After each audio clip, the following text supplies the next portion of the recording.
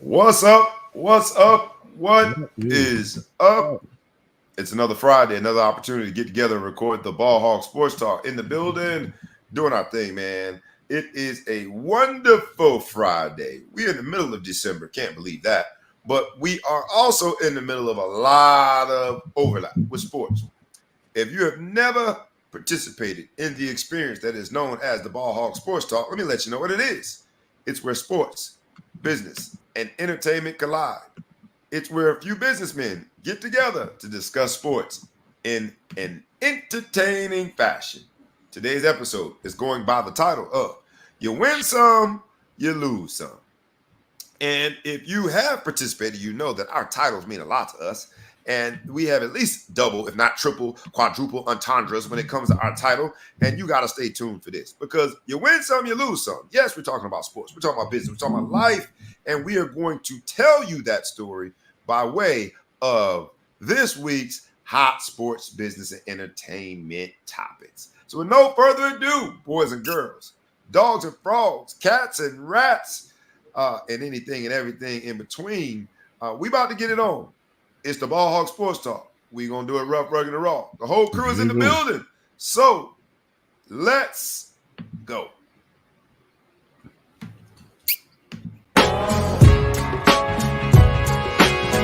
Wake up, wake up, wake up, and stay woke. Because this is the Ball Hog Sports Talk with your boy, B. Brown, ESQ, a.k.a. the Ball Hog, a.k.a. the Mouth of the South. This is the place where sports, business, and entertainment collide. And we're going to give it to you rough, rugged, and raw. So come get you a spoonful, like some grits with butter and salt. You know how we do it in the South, y'all.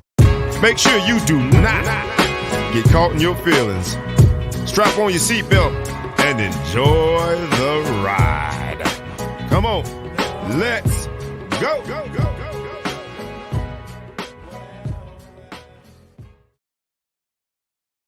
Once again, it's on. How dare I not formally introduce and welcome to the Ball Hawk Sports Talk stage. The entire crew is in the building. We are going to start from the middle coast, the left coast, whatever we want to call it, the Windy City. I imagine that it's starting to get windy. It is the man, the myth, the legend, thou who shall be known and respected intergalactically as the Big Flow Show. What's good, y'all? What's good? California weather is in Chicago right now. It's about 85 degrees. No, I'm just joking. It's man, we have 48. I ain't no complaints from me. 48 degrees. I'm barbecuing tonight. That's It 48. is. Barbecue and mildew. We about to barbecue, baby. We about to barbecue on this show because we got a hot topic today, but we got to also introduce, you know who he is. He's on the East Coast. He's anything and everything Beantown. He represents Boston. Even when Boston doesn't represent themselves, he is also the man, the myth, the legend, but known as, for us, ETP Ellis, the producer. What's up, my brother? Good morning, good afternoon, good evening, depending on your time zone. I'm doing well. How are you guys doing? Fabuloso. It's 47 degrees here. So did you say 48 in Chicago? Up on y'all. What's up? It is colder. It's colder in New Jersey than it is in y'all Chicago should be. today. Y'all over there. Get nice and chilly, man. It's supposed to You get guys up get to that ocean breeze, huh? It's supposed to get up to 55 degrees, which is both, pleasant that it's 55 degrees in December, but also a bit scary. If you don't believe in science, I don't know what to tell you. It's not supposed to be 55 degrees in December, but we shall take it. Not my problem. And pray. That's what I'm going to do. But in today's topic, we have some really loaded words. You win some, you lose some. And as I started off, man, we talked about, sports, business, entertainment. We're going to talk about you win some, you lose some. And for me, sports, business, entertainment, and life collaborate. You see, I still got on my band. Ooh, is it the club last night, huh? At the or club. Is that you see what it says. Can y'all read that? What does that say? I don't read too good, but football. Foosball? You playing foosball? Foosball. What does that say? Football. Football. You're a foosball coach? Football coach. The American football. And I'll start off with, I'm going to make this story very quick, but it'll help us get into and frame what we're going to get into today. As you guys all know, I coached a 12U football team, the Dark Knights. We talked about on the show ad nauseum. We went down to nationals to Plant City, expected to win. We lost in the first round. And in that loss, while it was a heartbreaking loss, the team scored with a minute and 30-something seconds left. Once you lose, you can't get first. You can only, the highest you can get is fifth. In that loss, parents turn on you. In that loss, the organization, all of a sudden, doomsday. We only had lost one regular season game at that point. And beat the number 8 team in the nation. And we had all of these accolades going in. Won the Super Bowl, big. But in that loss, you see the humanity of things. My team was devastated because all year we had planned to win the national championship. We went down there with those expectations. And they're 12 and 13-year-old kids. Devastated. But they picked themselves up. Everybody shook hands. And I told them it's okay to cry. And I'll be honest with you, I cried grown man tears, but I waited till I got in the car. I told them the only thing I'll say is wait till the opponent can't see you to cry. But it was that moment, and this is why I wanted to share it. It was that moment that I realized that, not to get super religious on everybody, but that God had put me in that position for a reason. Youth football, youth sports, soccer, volleyball, track, whatever youth sports your kids play. There are certainly a wide array of people that participate. And for some people, that sport and the success therein is really the highlight of their lives. It's really the one thing that they claim success is in their life. They know that. And so when things go awry and you lose, they struggle.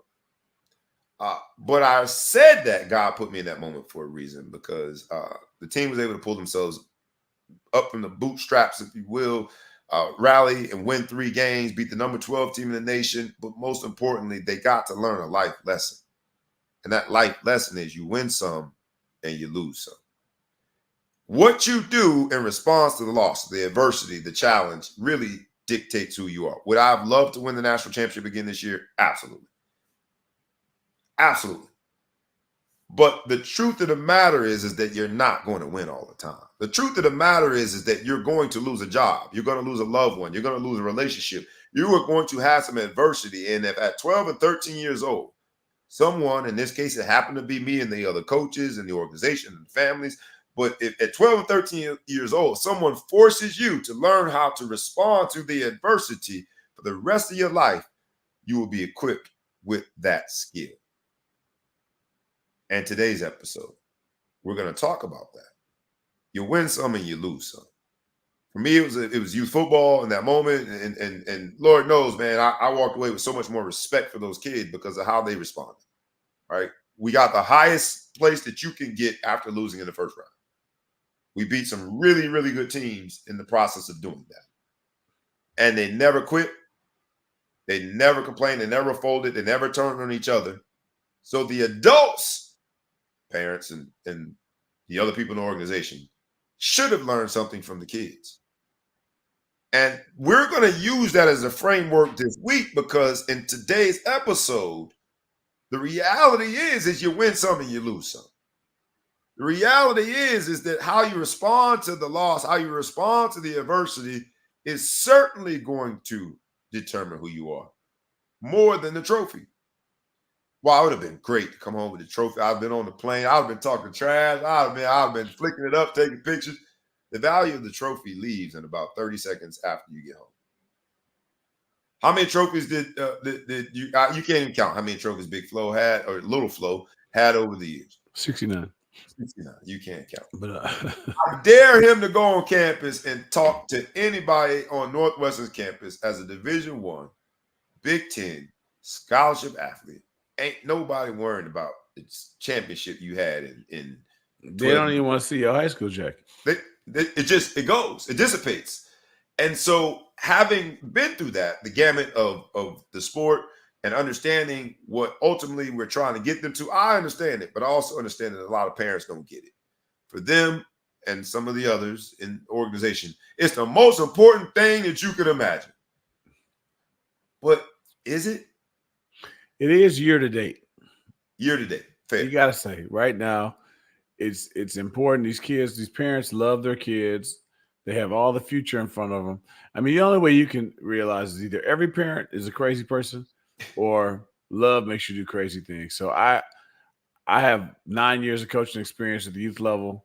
I have stories of coaches calling me on, when they're real little, when you're on the field, calling me on the sideline or from the sideline saying, my son should be in the game right now, like crazy ass messages. Oh, yeah. But it's just the same thing that makes guys do Doofus thing, cut their ear off, send it to their girl. Was that famous artist? cut his ear off. Picasso, love makes you do crazy things. So you love your children. Was that Van Gogh? Was it? I don't remember who. Van Gogh, I think. Yeah, Van Gogh. All right, we're going. So people they just act a fool because they can't understand right now. It's usually their first time going through it. By the time you get your second and third kid, you stop being as crazy.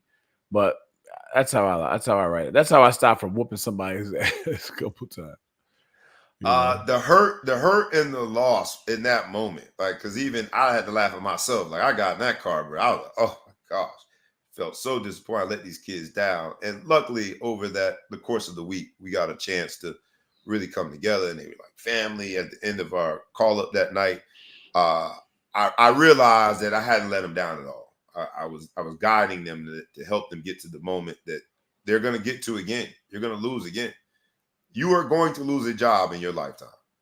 And as a leader for me, the leader of 12U team, but in life, a leader of whatever, a family, a community, how you respond to that dictates ultimately, like who you are.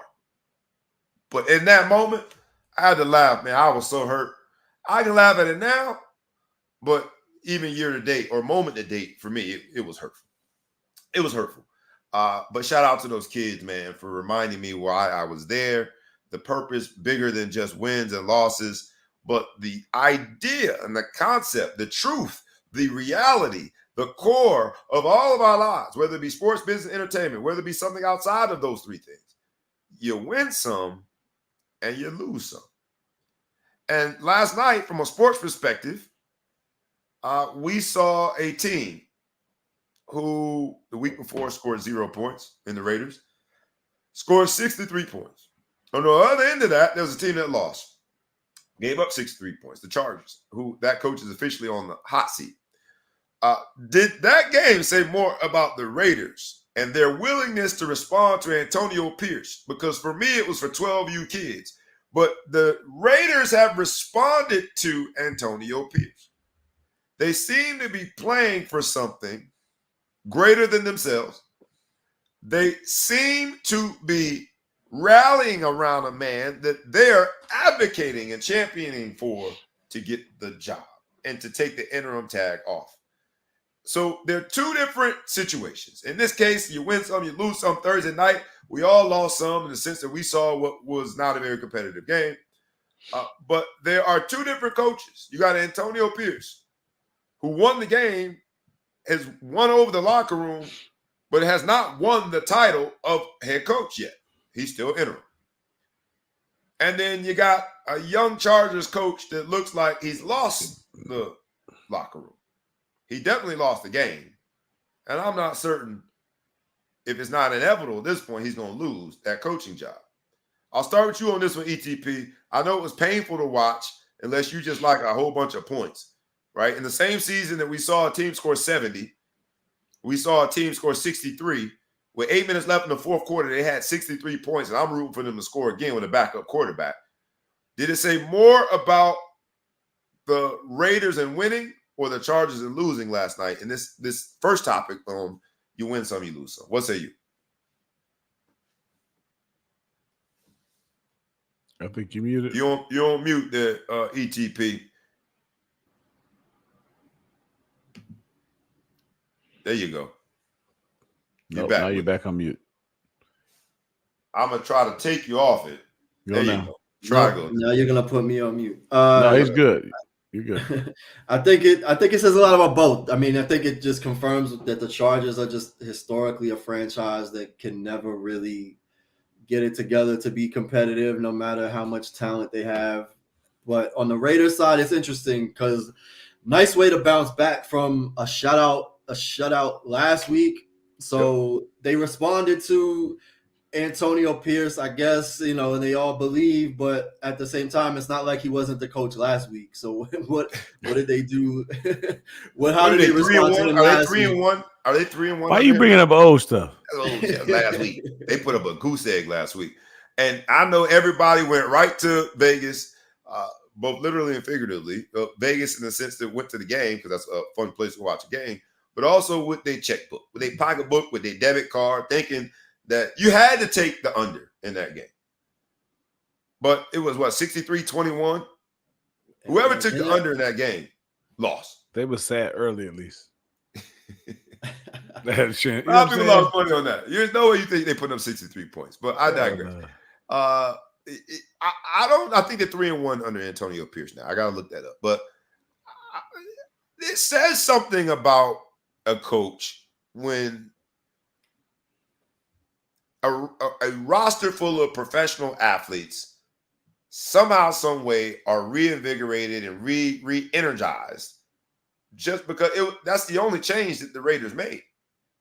Big Flo show, like when you look at those two things and then the lack of response for the Chargers know that their coach is on the hot seat. And they were not playing like that. I thought they wanted him to be fired. It looks like it. It looks like it. I mean, that's how they're playing with a backup quarterback who actually didn't have so many backup quarterbacks starting in the NFL right now. I mean, yeah, half of them are backup quarterbacks at this point. Whether they know it or not, but, right? Yeah. But if you look at the stats, it was basically outside of 5 turnovers. The box score is almost even across the board on all fronts. It's just the Chargers couldn't hold on to the ball. 4 fumbles and an amazing pick 6 on their own 10-yard line behind the line of scrimmage. One-handed on a player pass, right. On a swing pass. Yeah, very, very, very good pick 6. And you're right. I mean, turnover margin matters, right? It's just hard when you turn the ball over 5 times to win, right? I was gonna go back to my youth football game. I'm not going to. Was it multiple? I didn't get to watch the game. I was watching volleyball, which was fantastic. Watching Texas and Minnesota advance to the national championship in volleyball. Fantastic sport. I suggest it to anybody. But I was watching that when I got tempted to watch football. It was already 46-0, 43-0 at halftime. I figured I wasn't missing anything. Was it the same? Was it picks? Was it fumbles? Was it everybody participated in the turnovers? How did it go? Four fumbles and an interception. Two fumbles by the quarterback, and then I think 2 by a combination of running backs, and then obviously the pick 6. So 3 turnovers explicitly by the quarterback. I don't know. Do you blame the quarterback for fumbles? Was he a strip sack? Well, I don't know the detail of whether or not. I think everyone was likely watching the game. I mean, there was the other things to do. Yeah. Like pick belly button it when it's that bad. But I think if it's, sometimes most fumbles for quarterbacks is strip sack. You can't blame him unless you hold the ball too long. But it sounds like they don't protect the ball well. And it's contagious there. So maybe they want him out. Maybe they're tanking for somebody what's their draft status look like? I think they might be trying to get. I don't know who knows if Bill Belichick would come over there, but they hell with the draft status. I feel like everyone is. We talk about the Caleb Williams sweepstakes, but there's also the sweepstakes for potentially Bill Belichick might be getting out of New England. So I don't know why they're playing so bad, but that was that's beyond bad. On the other side of the coin, because that was a lot of bad football last night, Raiders were just better than the other sorry-ass team last night. NFL lost last night, to be honest. You win some, you lose some. The NFL lost last night because so many people tuned out, right? Not only do I got to go through Amazon Prime Plus, whatever, tech, whatever technology you can't rewind on that. Can't rewind. Not only do I have to go through that, but then that's what you roll out from a competitive standpoint. So the NFL lost last night. However, the game before that, well, you had Monday Night Football. Let's go back to Sunday Night Football. Was the game of the week. You had the Dallas Cowboys taking on the Philadelphia Eagles, fighting for the lead in the NFC East. You had everybody watching it. You had everybody, the eyes were tuning. I got to look at what the viewership ratings were, but I imagine they were very high because you had, how about them Cowboys on TV playing the Eagles? People have been saying that they hadn't beat a winning team. Somehow, some way they outlasted Seattle the week before. Now they playing the Eagles. No one gives them a chance to win, and Dak Prescott and crew go out there and ball out. So how about them Cowboys? The saying is back. You have seen all the annoying Cowboys fans all week. They've been wearing the Tony Dorsett jerseys. They've been wearing, you name it, they've been pulling the jerseys out. The Emmitt Smith jerseys are back, baby. And the Cowboys fans, the faithful, are loud. They are proud. They are in charge of the NFC East. And how about them Cowboys? You win some, you lose some. Did you get it out? I got it out. Can we the stop Cowboys saying that? won. The rest of us lost. Let's address the elephant in the room. And we lost because we got to deal with these jerks all week. We got to deal with these jerks for the rest of the season. The Pearson jerseys are out. The Dez Bryant jerseys are out. The Michael Irvin jerseys are out. The crazies are out. Halloween is back because everybody's in costume and they call Cowboys fans. I'm starting with you on this Big Flow show.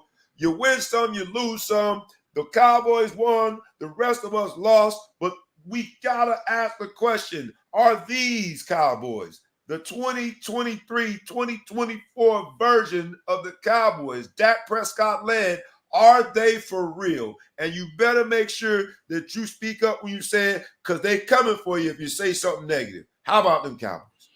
I want y'all to see my chest because I'm going to say it with my chest. Hell no. Cowboys had a great game against the Eagles. I think it says more about the Eagles than it did. You see, Eagles has ascension in the rank. The big receiver, number 11, came out, said, Brown said, we got to do better. We can't throw the ball right. We got plays. We need some of the stuff Dak doing. Some of these routes, he's criticizing the quarterback. They're imploding, right? I think we're just seeing some, Super Bowl hangover. They've been to the Super Bowl a couple times. And they think, it's just ascension. That's how it's going. But they had a good game. Take my hat off to them. They did beat the hell out of them, but they got a tough schedule down the stretch. My fantasy team got a bye this week because I'm so fantastic. I'm in first place. All my players are on the Dolphins, and they got to play Dallas the next week. I don't like that shit. That bothered me. But I think they're going to show me what's up. They go Tua and Cheetah and all the dudes are going to blow up Dallas. But they'll get to the playoffs and they'll lose the first game. Maybe win the first, lose the second. The Cowboys, they're not going to win the Super Bowl. No risk. Look, no there's risk. 31 teams that ain't going to win the Super Bowl. And they're one of those 31. When I say how about them Cowboys, I'm asking, when I ask if they are real, there are a lot of places that you could end the season Fugazi without winning the Super Bowl and still be considered real. ETP, I wanted to agree with Big Flow Show. I did agree with Big Flow Show 2 weeks ago. I said that they were Fugazi. But call him a game manager if you want, Cam Newton. Dak Prescott went out there and did what he needed to do, made more plays than we have known him to make around this time of year. December is normally when the Cowboys start showing their spots. They start showing the kinks in the armor as they limp into the playoffs and then get an early exit. That's not the sense of what I saw. And I'm just being honest. When I asked the question without knowing the answer, we have to acknowledge, and even Big Flo Show took his hat off to him, the Cowboys look good against an Eagles team that 3 weeks ago we all said was going to win the NFC. Not just the NFC East. We thought that the Eagles were destined to win the NFC or San Francisco. You thought you were going to see San Francisco and San Francisco and the Eagles in an NFC championship game. The Cowboys dominated them. So, ETP, I ask you the same annoying but meaningful question. How about them Cowboys? So when we talked about this before, I said they're not getting out of the first round because I didn't think that they were going to win the division. Now it's looking like they have a chance to win the division. If they do, they're probably going to end up playing, I don't know, Minnesota or no. I mean, they're going to end up playing Philly. If they end up So they're gonna have to rematch. They're gonna have a rematch, or they'll have a bye, and then they're gonna end up playing Philly. So they may get out of the first round, or the first round that they play. But at the end of the day, I think I'll change the whole subject. If the San Francisco 49ers do not win the Super Bowl this year, this is the biggest waste of talent I've ever seen in the history of the NFL.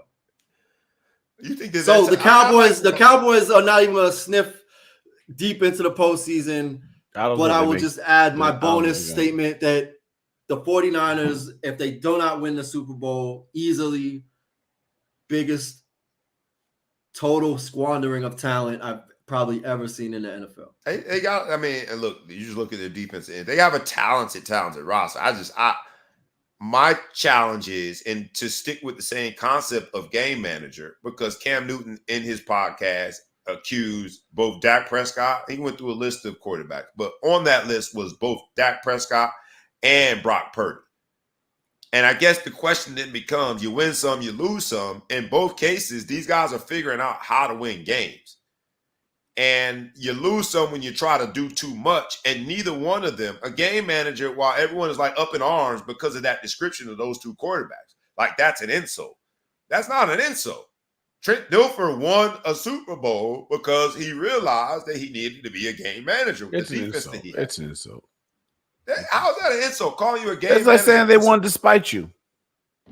No, saying they want to spite you is like saying they want to spite you. Calling you a game manager is saying that you know how to limit your mistakes. You know how to limit the mistakes and allow the rest of the trash. I mean, but they do have a great defense. Cowboys have a great defense. The best person on their team. A game manager is the same as calling the quarterback a role player. That's what to me. You want to feel like you won. You went out there. You won the game. You're the man. You went in and took this championship. But they call you a game manager. That means you didn't contribute. No, you just didn't fuck it up. All you just didn't do. You just didn't fuck it up. Good. It's like good saying job. It's like saying you married a woman who is like a B on all categories, but she's not a supermodel. That's not disrespectful to your wife if she's not a supermodel. They're just saying that these aren't Hall of Fame caliber quarterbacks. They are just game managers. That's like saying, is his wife pretty? You said, man, she's cool. She can cook. She cleans.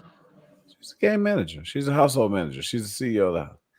So is she pretty? Does the wife get insulted when they say, I mean, she's not no beauty queen. She cooks. She makes good empanadas. That's not People love empanadas. People love game managers. You buy an empanada at the store for $2. If you tell a quarterback he's a game manager, he's insulted. Then he makes empanadas. He says my empanadas are better than that. That's what he's going to say. I love this analogy because I don't think, right, if someone described, I got 3 sisters, and if you said something about my sister and said, she's any of the sisters, she's all these categories, she's solid at all these categories, and an amazing wife. And then you said, but she's not a supermodel. I don't think that's an insult. That's not saying she's ugly. It is if somebody asks you, is your wife pretty? And all you start talking about is how good of a mom she is, how well she cooks. She can do all those are not mutually exclusive.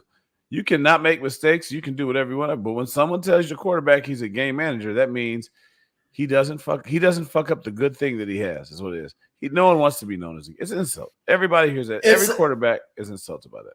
Yeah, I mean, I agree. I think the idea is that you aren't the one putting the team on your back and leading them to victory. You're basically you're playing the position to make sure that everything that the ship stays the course.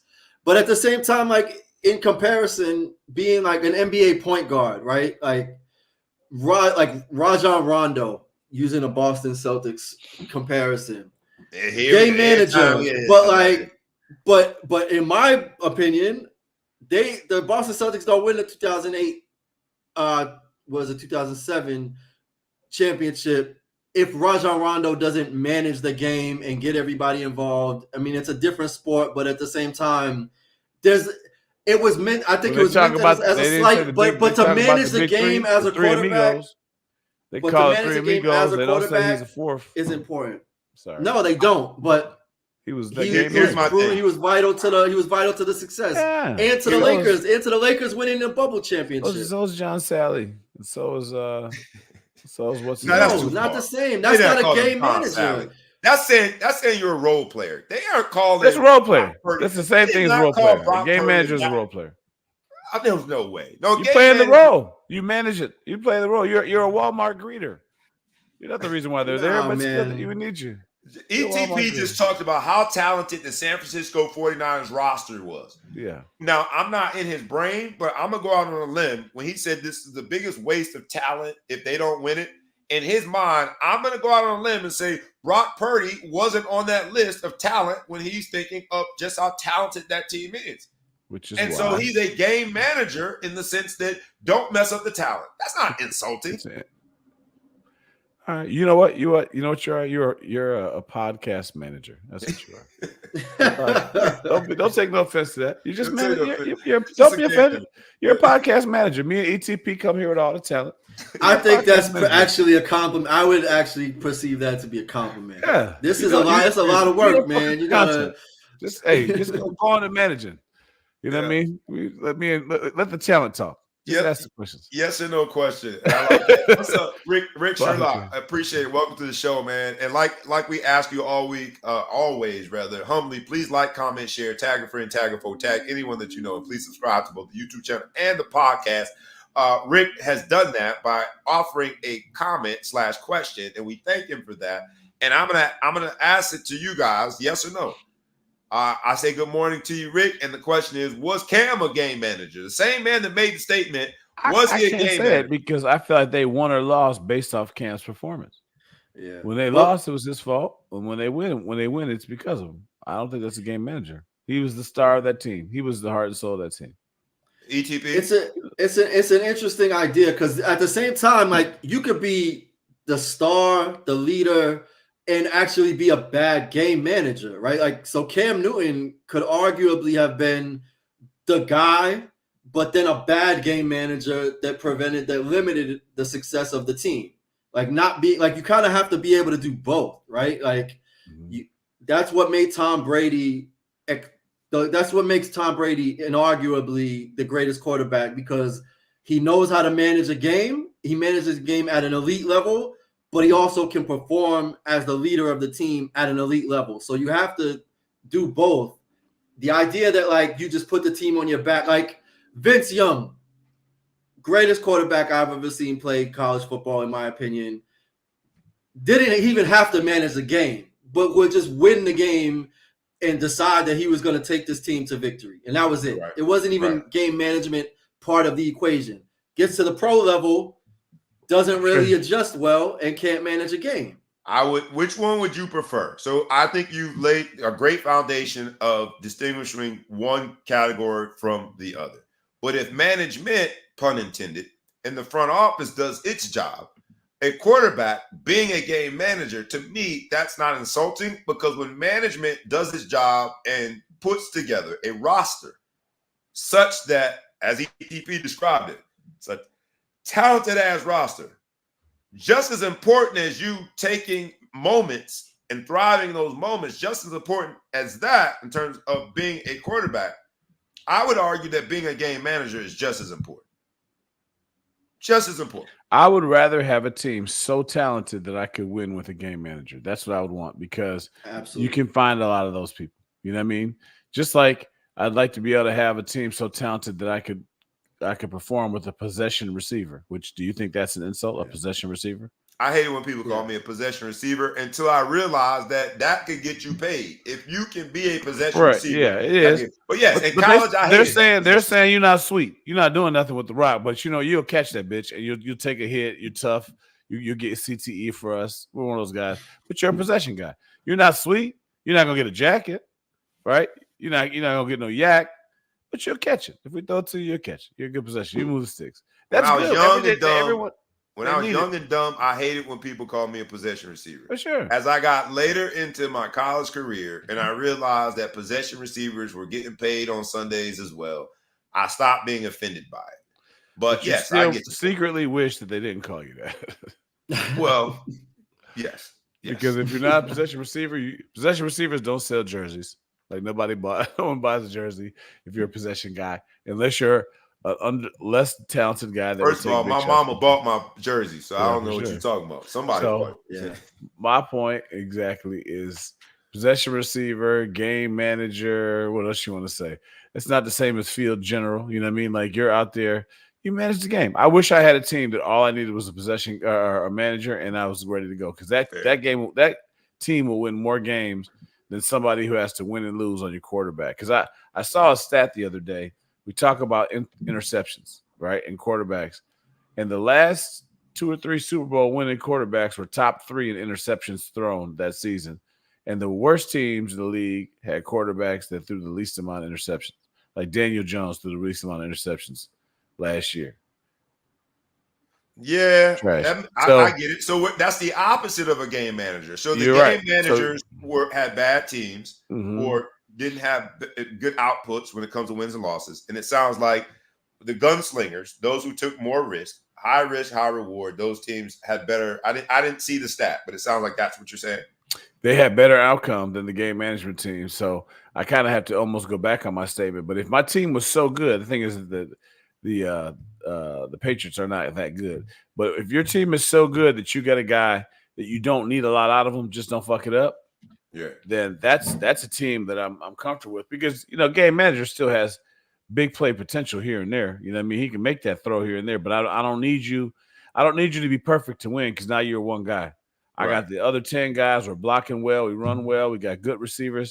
I got a couple possession guys, a couple of dudes who you just get them the ball in space and they'll make it happen. Just get it to that right guy.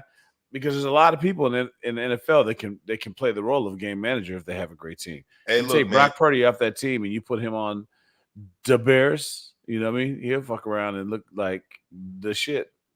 If you're talking about the Cowboys, maybe this is controversial, but Troy Aikman, in my opinion, was a game manager.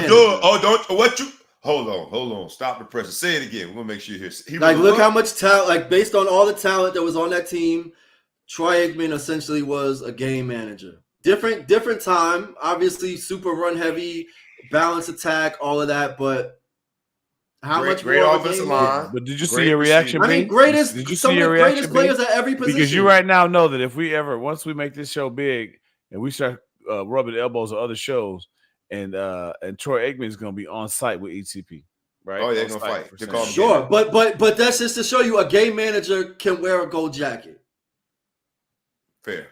I'm going to go on the record as much as I hate the Cowboys and say Troy Aikman is a lot better than a game manager, but that's okay. They have never had a video game called Game Manager. They've had a video game called Game Breaker. Right, we all know that if you had to choose one or the other in terms of how to beat the game, you choose game manager. They don't have that. It's a game breaker. But so we know as athletes, we know as people that are competitive in nature, and we care about what the fans think about us. If you had to choose one or the other, you choose game breaker of those two descriptions. I just don't think game manager is an insult. Another guy in the same division who is both game manager and game breaker, apparently, is none other than our guy from the Giants, man, Tommy DeVito. I don't know what this thing is, but New York, New Jersey area has really rallied behind this Italian local guy. He's got this whole thing going on. They showed his agent, and it looked like a scene out of My Cousin Vinny, the two Utes. The two Utes. It looked like a scene out of My Cousin Vinny. People have now gone on and talked about he was in The Sopranos. And so I ask you guys here, you win some, you lose some, but some of these stereotypes that have been put out there when it comes to Tommy DeVito, his agent, his sign, I don't even know what that means, but I know it's Italian. Do you think we're going a little bit too far? Because if I try to substitute instead of Tommy DeVito, Leroy Jones, and we start going forth with these stereotypes, instead of us talking about pasta vazoo, we talking about oxtails and chitlins, I'll be mad as hell. But it seems as though we just going forth with it. ETP, I'll start with you on this one, man. We deal with social issues a lot. I felt a little uncomfortable with some of the stereotypes that we were putting out there. Am I tripping? Is it too much? Making too much about nothing? I don't think it's about nothing. I think that there's an imbalance, but it's also recognized because from the perspective of if we're gonna make the comparison of black stereotypes, like black stereotypes are rooted in racism that has been historically oppressive to a group of people within this country since its beginning or since before its beginning, and it's hard to make the comparison. Granted, it's all ignorant, and given my partial Italian heritage, I wasn't offended, but it's fine. You should have known that Boston. You had some Italian. No, that's Irish. My bad.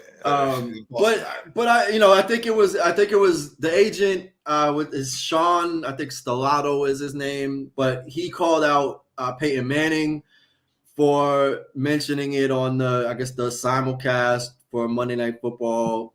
I do think that there's a bit of a double standard, but I just find it's always funny. Like white prejudice and stereotypes are so lighthearted because generally there's no consequence to them in this day and age. Like there's no consequence. Whereas with black stereotypes, I would even argue that in some cases, it's a marketing vehicle. Like it's a marketing tactic at this point.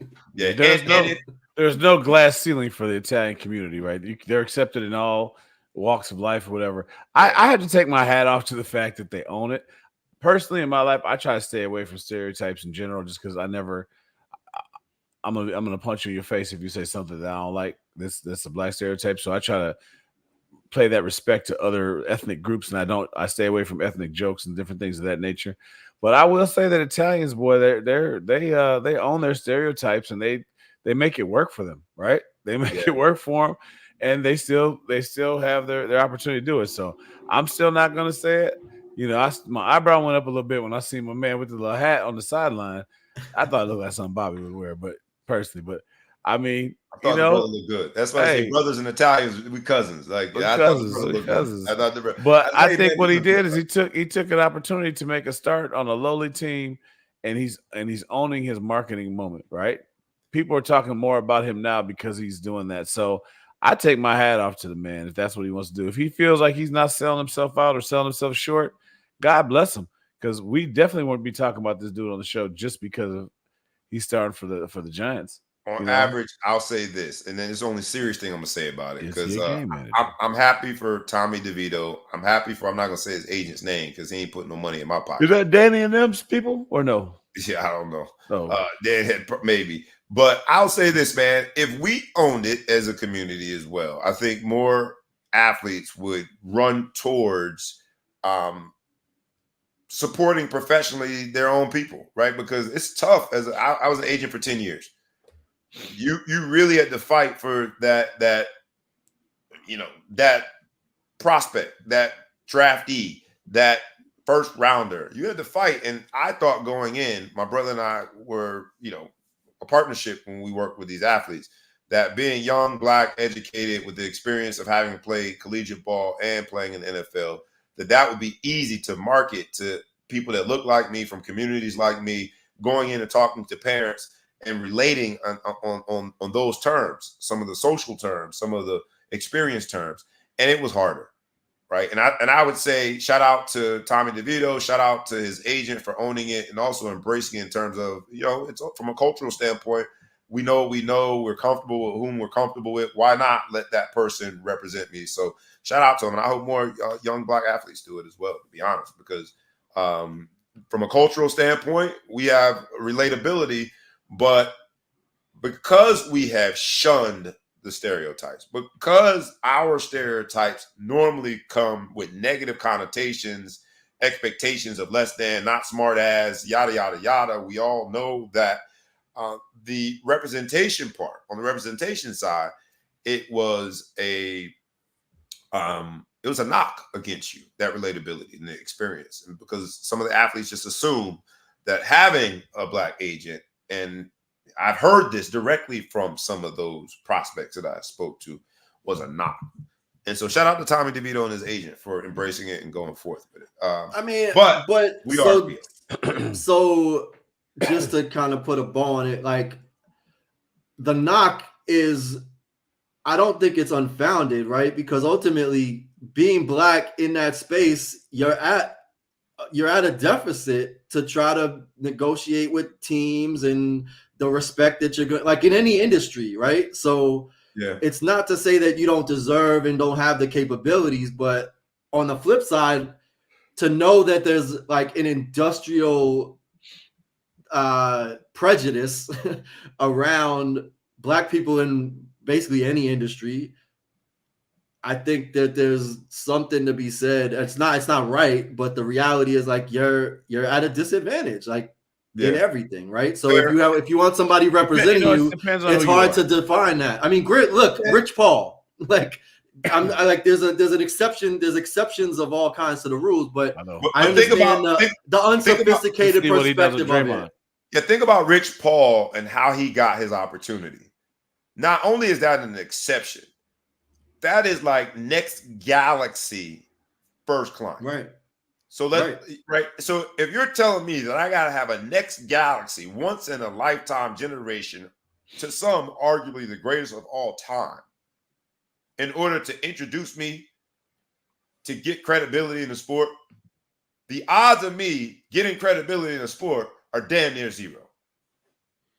Right? Yeah, I mean, that's the thing. Is Rich Paul as great of an agent as we're talking about without having had the leverage of the greatest athlete or the greatest basketball player of the moment for 2 decades to be able to leverage that to get other clients, to be able to put pressure on other teams? We don't know. They have to show Rich Paul respect. I think the thing is, if you look at it this way, if you're a marginal player, kind of a bubble guy, you might need to go with the traditional guard. But I think the only way to make this thing get fair is like Hurts. He's got an all black female. I don't know if it's all black, but he's got an all female staff. Everybody who works for him is female. But I think they're all black females. Giving them an opportunity because he's a baller. He's a goon. So he's giving these people a chance to come out there and prove themselves and show themselves, because now you have to pay attention to him. Chris Paul, you have to pay attention to him, right? So there's no way. But if you're kind of one of these bubble guys, now Chris Paul is opening the same doors as anybody else. But if you're a bubble guy, Chris Paul, sorry. Rich Paul, my bad. I'm not a namesmith, but when I'm first coming out, when I was in the sports agent world, and I'm looking at guys and I'm a realist. The first thing the team we get guys, and the first thing they would do when they made the team is probably call their mother, and the second thing they would do is call and fire us, and they would go get somebody, because all agents charge the same price, so they would go get somebody who would never have answered their phone before they made the team. Right. And that's what made me get out the business, because I was like, I would fire me too. I just getting started. I don't have any clout. I don't have any juice.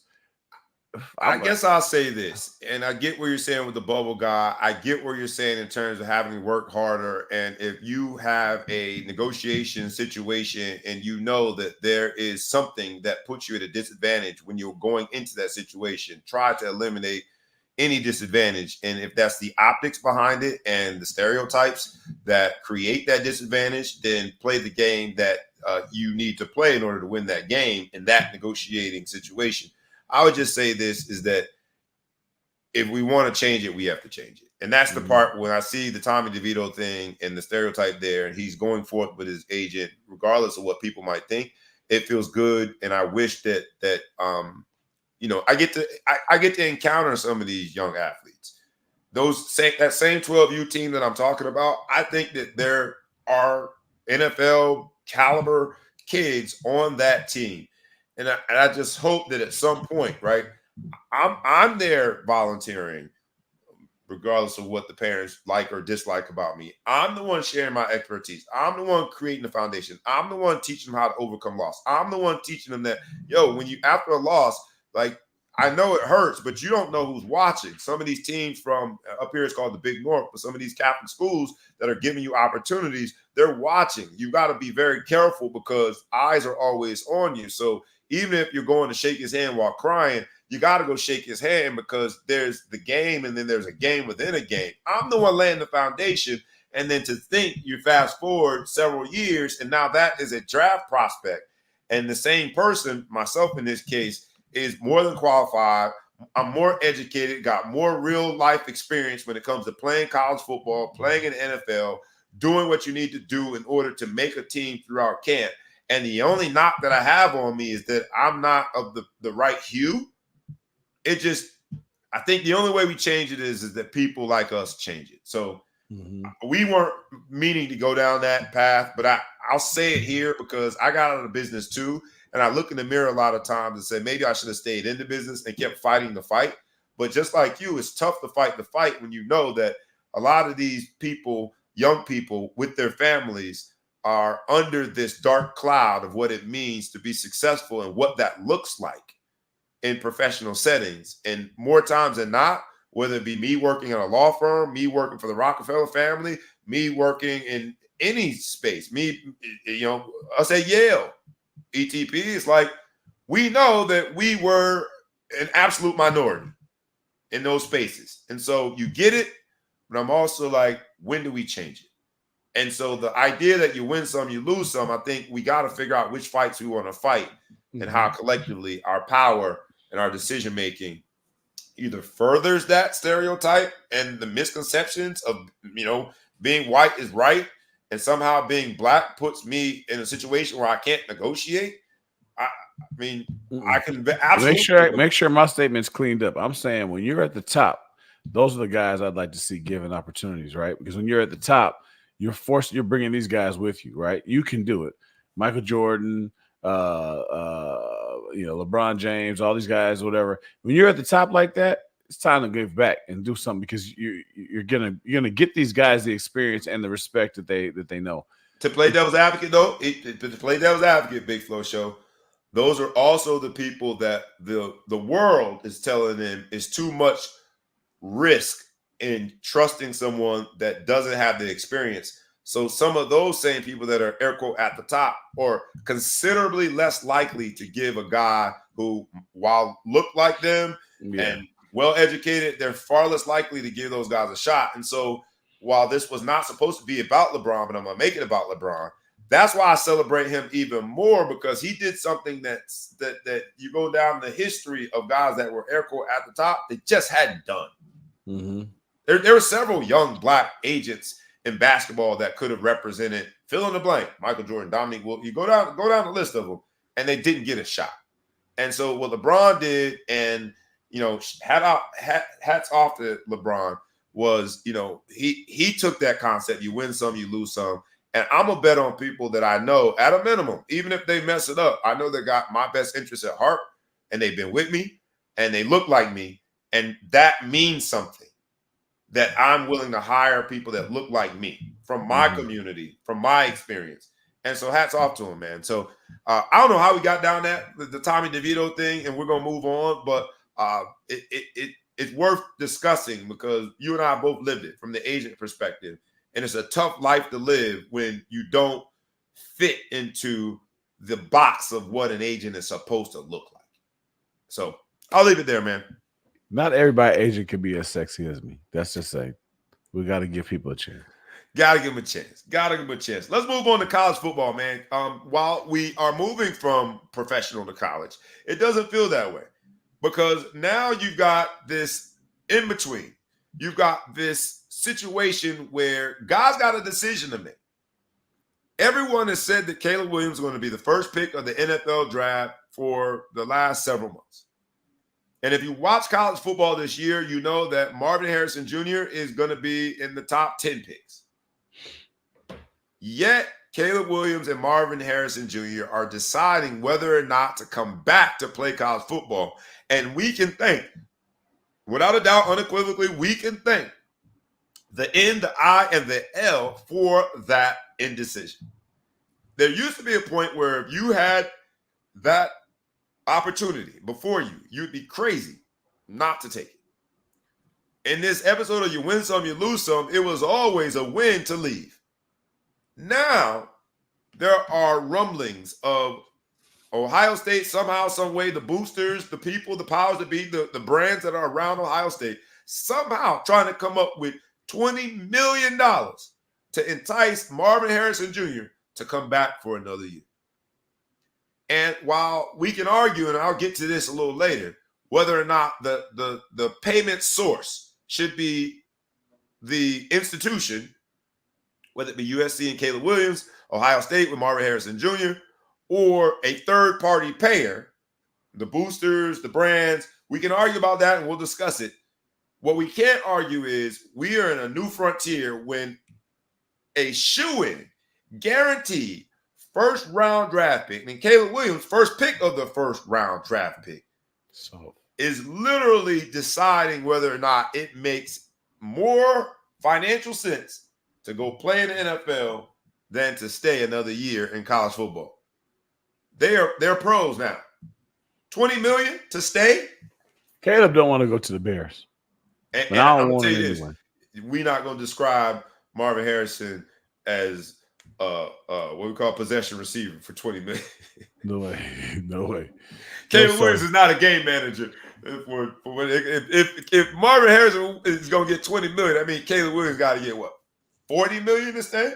Couple, $2-3. $2-3. I don't know. I believe that. I think there's going to be some good. There's some good and some bad to it. For a man whose son is in college right now, it sucks because we got these 29-year-old dudes in college, stay in and play, make some money. Ninth year. It's tough, man. You got these. And the sad part, I'm laughing, but you're not far off. This dude's they got unlimited injury red shirts now. You can get as many of those as you want, and then you got COVID. Then you got left-handed excuses. I don't know what the fuck, man. These dudes so old. So that's driving me nuts. But it's good for football. It's good for these players a lot of times because, you probably see it more in basketball than you see it in football. But you see these guys come out early and they're not ready and they're just playing to come, trying to see if they can come out there and develop under somebody's wing, but they really could stand to get a little bit better off in college. Right. The NFL – it's just kind of a sweet spot because now these NFL getting an older athlete that has less years on them. Especially, let's say you're a 7th-year running back. How many miles you got left? You know what I mean? How many miles you got left on you if you're out there playing? So some of the injuries can tie up, but at least you have something. You know what I mean? There's guys out here. I'd heard that the quarterback that left Notre Dame, Buckner, and went down to Bama, that he got a multi-million-dollar contract to play 1 year at Bama. Now he's going to go play lacrosse. So he's coming back to Notre Dame to play lacrosse. So I hate to use this term as a young person, but other people less sensitive than me would call him a flop, right? That he didn't work out. At least he got almost $2 million. You know what I'm saying? Like he made something because he's not going to the league. So now at least he got a little something for he might go to the lacrosse league, man. They got a professional. Never know, man. He might be a diver or something like that. But I'm just saying, he's and they tried to make him a game manager and it didn't work. It just couldn't manage it. He couldn't manage. So I don't know. I'm happy to see these dudes do it. The longevity of it though is if you get hurt, if you come back for $20 million for 1 year and you get hurt, it's going to mess you up because of the long-term aspect of it. But at least you're not broke. I mean, $20 million. Because $20 million, if you think about it, $20 million with the way the salary cap is, and the fact that no matter who you are, when you get drafted, you're under the rookie deal. And most rookies are thinking, especially if you're the first pick, especially if you have a Heisman Trophy on your mantle, you're going to make way more money off the field. None of those revenue streams are eliminated if he stays. And at $20 million, one could argue it would make more sense to stay. And so I guess the question then becomes, and I'll throw this one to you, ETP, in this episode of You Win Some, You Lose Some, is it seems like the player in that situation, Marvin Harrison Jr. and Caleb Williams in this case, are winning.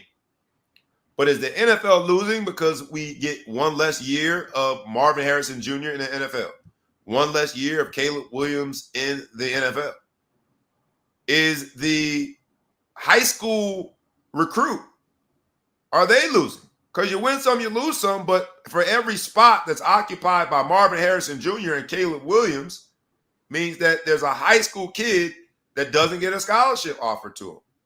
Is the quarterback that's there, and I can't think of the guy from Notre Dame I almost said Tommy DeVito. He's got I can't think of his name, but he's from Jersey. And he's on the Notre Dame roster because Sam Hartman decided he's declaring to the NFL because the new Duke quarterback is not there yet.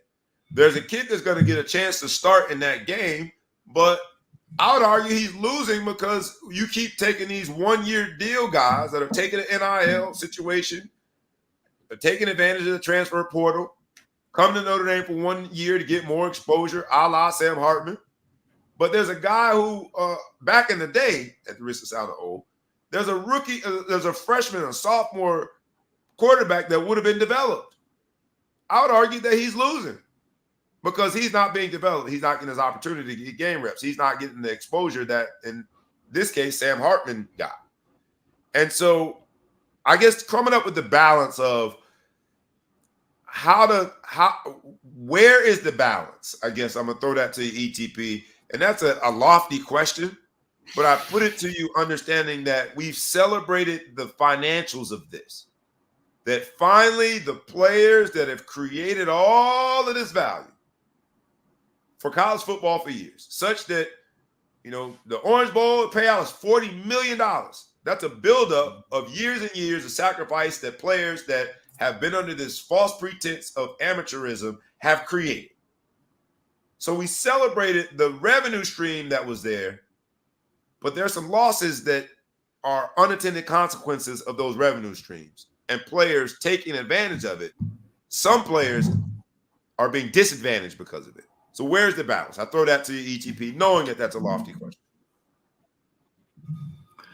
So I don't know if I'm going to directly answer your question, but I think what's really interesting about it, there's two issues with this, right? Is one, where is the development actually happening? Because even the professionalization of sports down to what has historically been the amateur levels, and I'm not just talking about college, like NIL has obviously impacted high school. We've seen that with Mikey Williams and Bronny James and, a whole number of even high school or even middle school athletes to an extent. Like we talked about this, I guess in the past where, kids are selling merch with their name on it and things that they weren't able to do in the past. So there's a very professional nature of it where you question what the development is, whereas, you're really just kind of focusing about how to actually become a more developed athlete. The other part of it is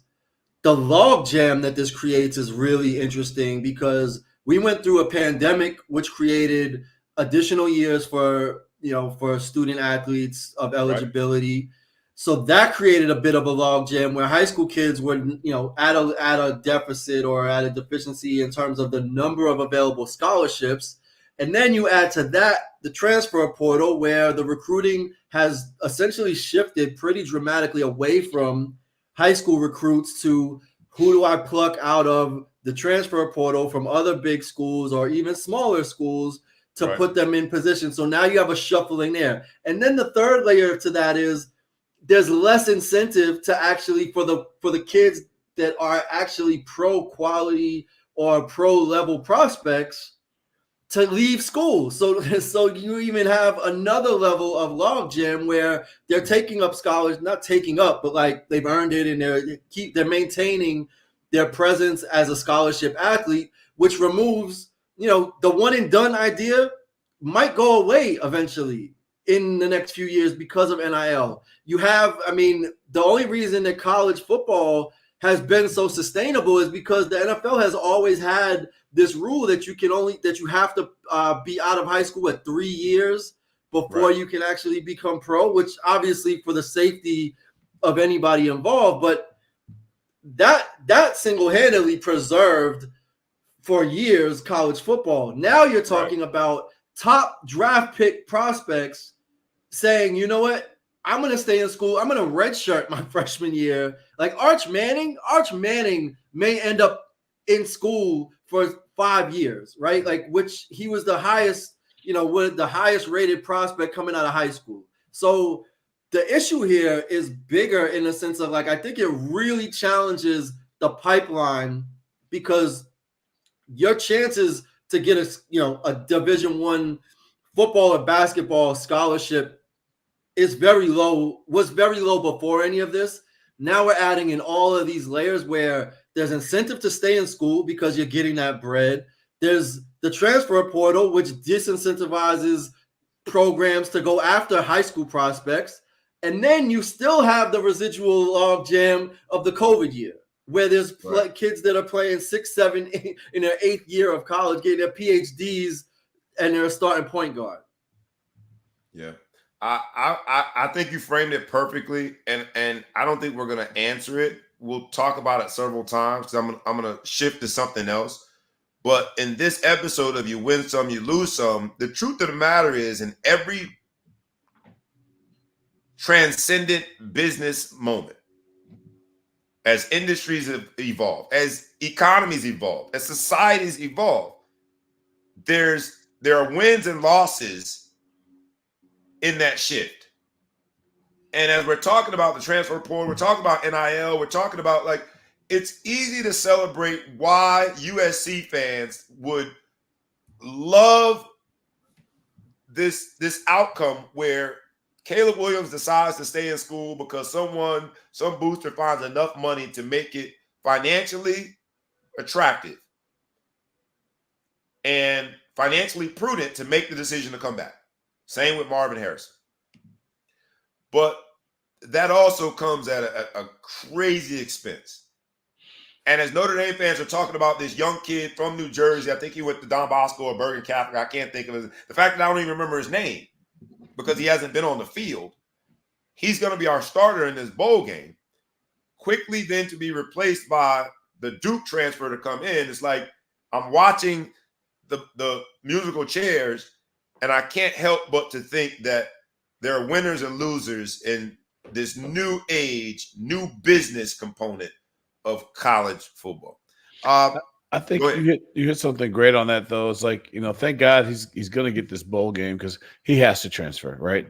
Once he gets his degree, he's been there. He's a 22, same year as my son, because I remember talking to his dad during the recruiting process. And Angelino, or so I can't remember his name. Yeah, I'm about to look him up right there.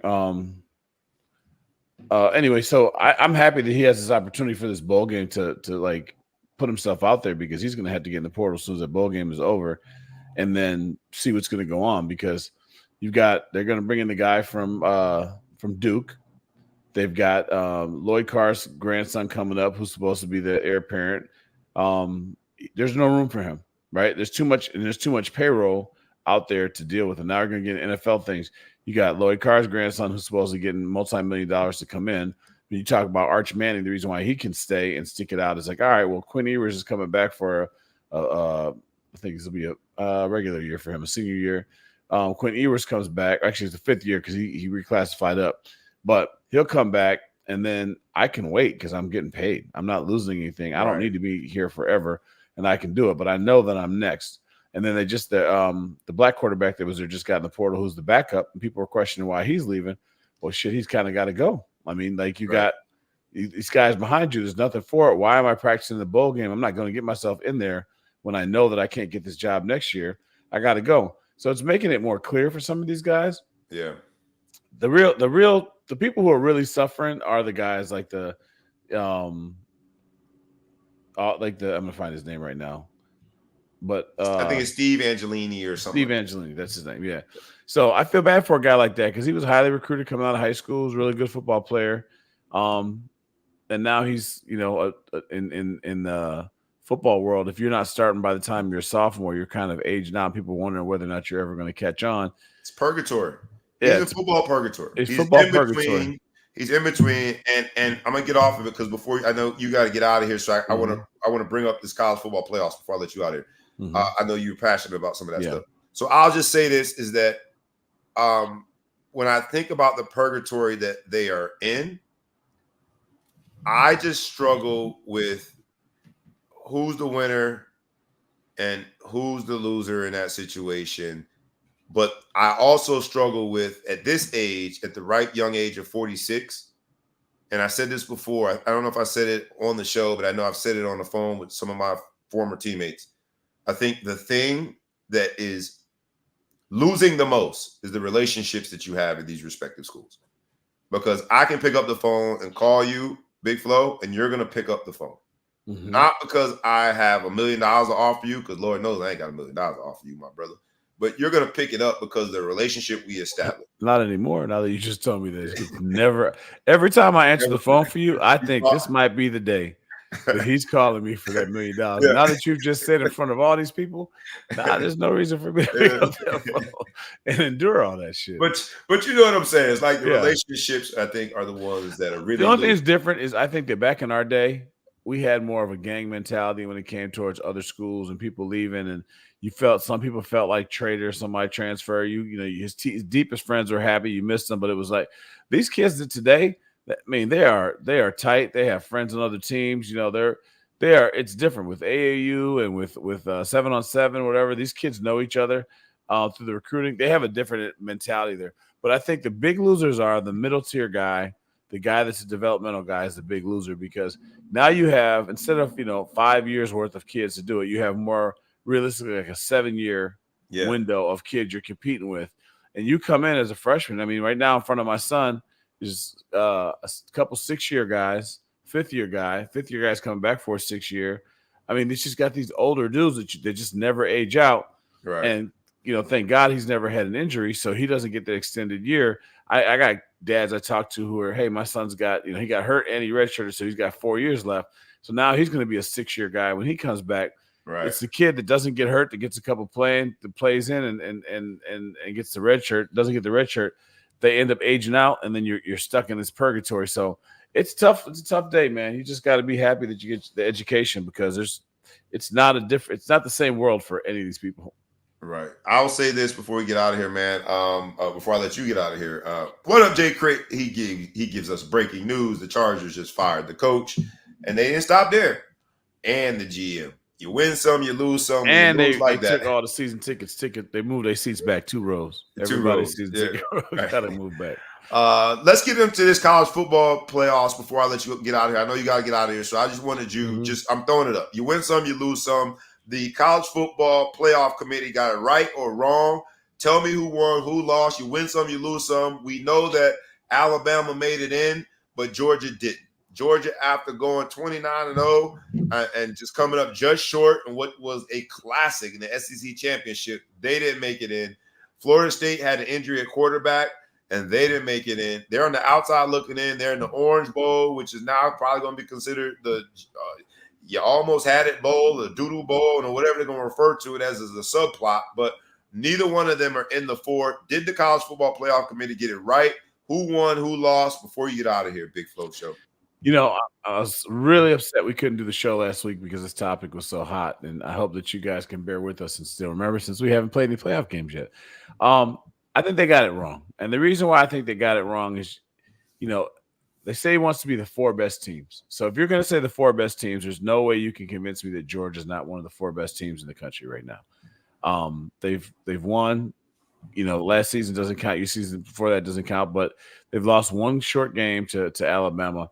They're definitely one of the 4 best teams. It's hard for you to argue that Ohio State. How do you argue if you don't prove it on the field that they're not one of the 4 best teams? The only team they lost to was the number 1 team in the country. It's hard for me to argue that Oregon, also in a classic, It's hard for me to argue that Oregon is the 4 best team. They lost 2 games to the number 2 team in the country. So who's the best 4 then, Big Flo? The best 4 teams, I don't know, but you can't go by the best 4 teams because you can't make that decision based off of what we've seen. So you have to go back to the most 4 deserving. So I think for you to beat a ranked team in a championship game, Florida State, and your quarterback was hurt. I mean, we can go back to Ohio State where they went with their 3rd-string quarterback and he balled out and they won a national championship, I believe. Yeah, they play out 1 national championship.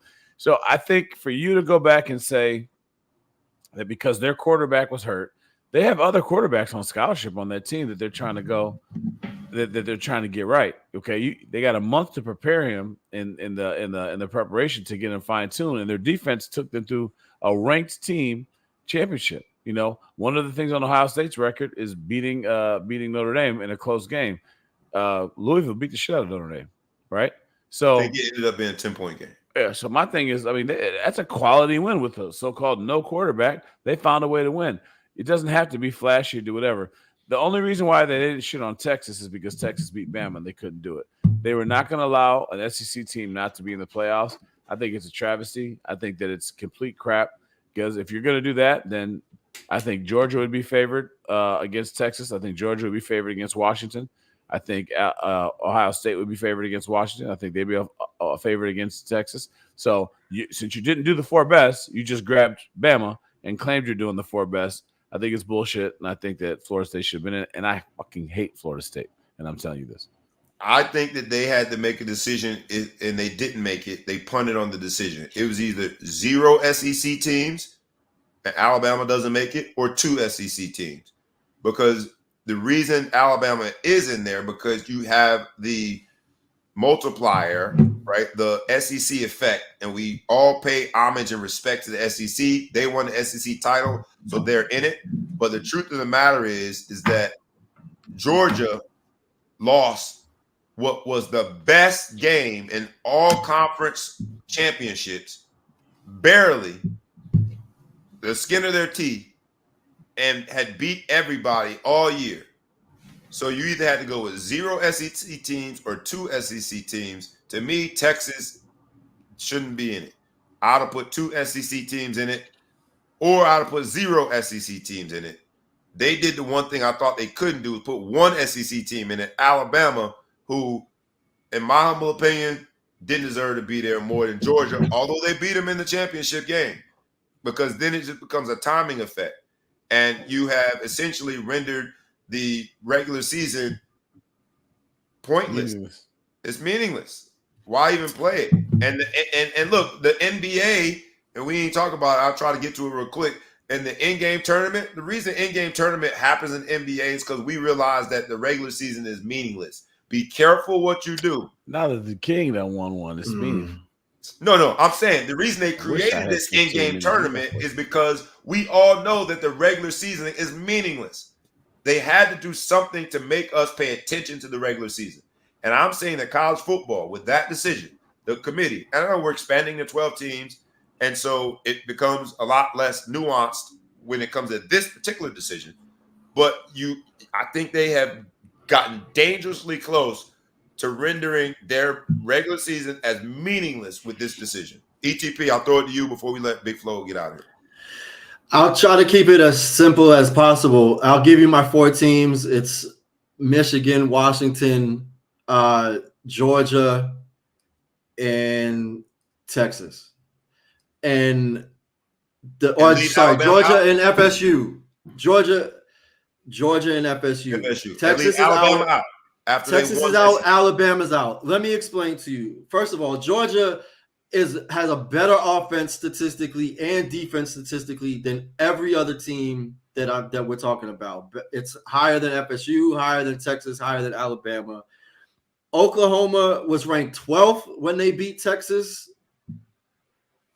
Alabama was ranked 8th when they beat Georgia. They lost by 3. FSU only really played 2 out of 3 ranked teams, but they're undefeated, so I'll put them in there. But Georgia beat 4 ranked opponents by an average of 27.5 points. Like, that's the idea, like, to go from 8 to 4 and then from 1 to 6 because you lost by a field goal, it just doesn't make sense. So for me, give FSU the spot because they're undefeated, sure. Alabama didn't move up the ranks. They lost to Texas. And then also Texas got beat by Oklahoma when they were ranked 12th. So if a 12th ranked team beats you, how do you not slide down in the final ranking? It was because of the timing. It was when they got beat. But that's what I'm saying. But no crocodile tears for Georgia. It was theirs to lose. But I think, to your point, it's exposed that the SEC was gonna have a space no matter what. And then it got confusing when Alabama beat Georgia. But Georgia still deserves to be in there by every statistical measure. And they also only lost by 3 points to a team that's in the playoff now. I can say this. I could live more with what you just described than what we have as a reality right now, because I can look at TCU. They lost to Kansas State in the championship, and they still made the playoffs. Notre Dame lost in the ACC championship, and they still made the playoffs in the years past. So losing your last game and still getting in, there's precedent for it. And Georgia's been number one team for 3 years in a row. So they lost to the most highly motivated team by a small margin. That same team, Alabama, they were saying, look at them, they're great. They almost got beat by Auburn. They took a last game to beat by Auburn. Should have. It should have got beat by Auburn. I mean, like, it's not like your body of work has been fantastic. And they have all their, their games or shit. They got beat by 10 points to Texas at home. And Texas is not the world beating team that's out here. So I could live with what ETP said. I could go with that. And then you're gonna, you bump Texas and you put Georgia in there, because again, you can't say it's the 4 best teams out there and Georgia's not in it. So you're lying. You just said, who can I excuse? Who can I figure out and get in? I can't fuck Texas over because they beat Bama. That wouldn't be right. Texas is a big money team. They're coming to SEC next year anyway. We want to have another SEC team in here thrown in there. But it's total horseshit. I'm glad we're going to 12, but it's total horseshit. And then Michigan's going to have to vacate the whole thing. They're going to have to vacate the whole thing if they win it all. All that being said, I think Bama's going to win the whole thing. In this episode of You Win Some, You Lose Some, unfortunately, we're about to lose the Big Flow show. Hey, you're not, actually. Just you're staying. All right, you're staying. I'm fine now. You're fine. All right, cool. So let's go home with this then, man, because it was the last year of it just being 4 teams. I think that we all agree that they got it dramatically wrong. But I don't think any of us agree with what was right. And so we have, in this last year of only 4 teams, proven why we got to expand to 12. I think that's the only thing we got out of this. We're so ready for it. Everybody who was against it, we're so ready for it. We're so ready for it. I can't wait to have the 13-14 argument next year, because if the playoffs happen this year, what's the team that's playing Oregon in the Fiesta Bowl? Washington State. No, the L. Let's start with the L. Liberty. Liberty would be in this year, and we would be losing our shit. Liberty would be in the playoffs, so they still gonna get it wrong next year. Yeah, I would say this is that by getting it wrong, which we all agree, although we can't agree what was right, what they've done is they have enticed us to watch. You are going to watch those 4 games, or those 2 games, the semifinals. You're going to watch them 4 teams because we are all hell-bent on how wrong they got it. And so they're either going to approve or disprove our theories. But I think from a viewership standpoint, they're going to break all kind of records this year. People will be tuned in to watch these 2 games, these 4 teams. Let's go with this, man. I want to know, simple question, did they get it right or did they get it wrong? Jayden Daniels, Heisman Trophy. You win some, you lose some. Jayden Daniels won, but in getting him the trophy, you have Penix that didn't win. You have some losers there. Did they get it right with Jayden Daniels? I'll start with you on that one, ETP. Was the right Heisman Trophy candidate, was the right one crowned? I don't have a strong opinion, but I can't argue with 50 touchdowns. Like 50 total touchdowns in the SEC, right? Like at the top level of college football, 50 touchdowns. I don't like, there's nothing else. I'm like, look, we could split hairs all day. That's crazy. That's outlandish. 50 total touchdowns. Big Flow Show. 2 things that this brings back up to me that I don't like. I have no problem with him winning the Heisman. He wasn't going to win the Heisman had it not been for the conference championships. So I think the Heisman should be either done at the end of bowl season or it should be done at the end of the regular season. But I don't think it's fair that you add conference championships in there, because Penix and Bo Nix had to put their Heisman hopes on the line against each other in a game, right, to go play. Right. And because LSU did not make the SEC championship game, they didn't have a chance to go play against the best opponent that they're going to play theoretically all year. Right. And so Bo Nix was going to win the Heisman, and he lost it because he lost in a 3-point game to the number 2 team in the nation. A bad pick, a bad untimely pick. But A bad untimely pick right. against who knows if Jayden Daniels doesn't throw the same pick while he's at home. Right. So I think you either have to cut it off at the regular season and not include the conference championship games or include the bowl games, right? But you can't do one without the other because they're both postseason optional games that you have to play. I don't have a problem because his stats are great. I mean, he had better stats than Joe Burrow, and Joe Burrow won it, right? So it's not his fault. I do question Arizona State and say, how did y'all let him go? And Edwards, they showed all the talent that Herm Edwards had that he lost. Lost all those games. Pretty damn good football player. So I'm happy for him. I think he's well deserving from a statistical standpoint. And I look at who else was up there. He could have went any way and had an argument any way to go. I don't like that part of it. I just feel like it's unfair to Bo Nix and Penix that they had to play in that type of a game while the Heisman winners at home getting protected. So but it proved, man, because Marvin Harrison Jr. was never really taken seriously, man. That's why I tell my son, man, play quarterback. It's too much that got to go right for your receiver. Like they ain't give him no real consideration. Like statistically, he's not even one of the best receivers in the country. There's so many with better. Washington got better receivers. He's a good receiver. There's so many people that have better stats than him. Yeah, but is they had better stats than him against a far less talent. They had better stats than him versus far less concentration in terms of he was the focal point of every defensive coordinator in every game that they played. And every defensive coordinator said it. They always had some sort of bracket coverage on him over top. Anyway, but you're making my point. It's like you always get discounted from your accomplishments at receivers. So Jayden Daniels, shout out to you. He's in the Heisman house. Let's go quickly now, man, because Bronny James, although he didn't win the Heisman, Bronny James won our hearts by getting back from a medical condition, his heart condition. Came out, had, I think, 4 points. He had 2 rebounds and 2 steals. I might be off by a bit, but I think the highlight was a chase down block that looked so similar to LeBron and his chase down block in the Cleveland championship versus the Golden State Warriors. That's an AAU team. Golden State Warriors, where he blocked Andre Iguodala's shot. So what are we thinking, man? Bronny, is this the beginning of a whole new era? I know that we said he was one and done. Did you see enough to think that is indeed possible? He wins by even playing. But do we think that USC loses him within a year? Did you see that kind of talent? I'll start with you on this one, the quick lightning round, Big Flow Show. What do you think? I've seen Bronny James play quite a bit. He's a shooter. I don't think he's by any stretch a lock for the NBA other than his name. I think he's a decent basketball player. So happy to see him back, coming back from dying, So I think that's awesome.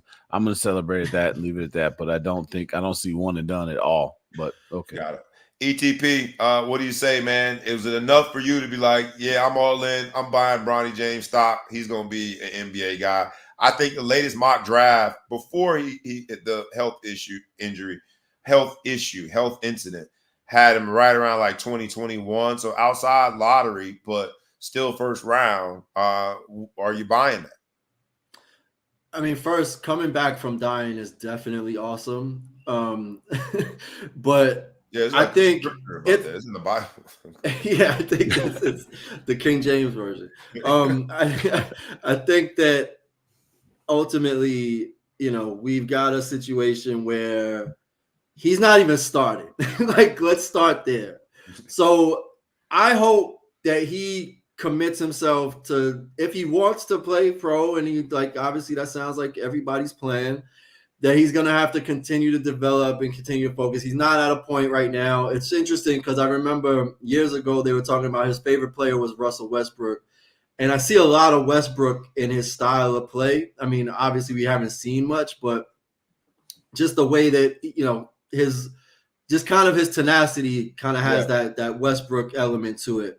But I think it's just going to depend really on how much he commits to developing. Because at this point, I don't think, if he's one and done, I don't know that he's going to be one and done to the G League. Maybe I don't know that he's going to be drafted just as a bargaining chip to get LeBron to go to the team. Other than that, I don't necessarily see him being ready to play at the next level.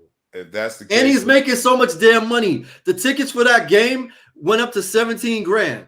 Not that he's seeing that money, but the NIL money is crazy. He get a little piece. They give him a little piece of the gate. You think he gets a piece of the gate? He should stand there and collect the money.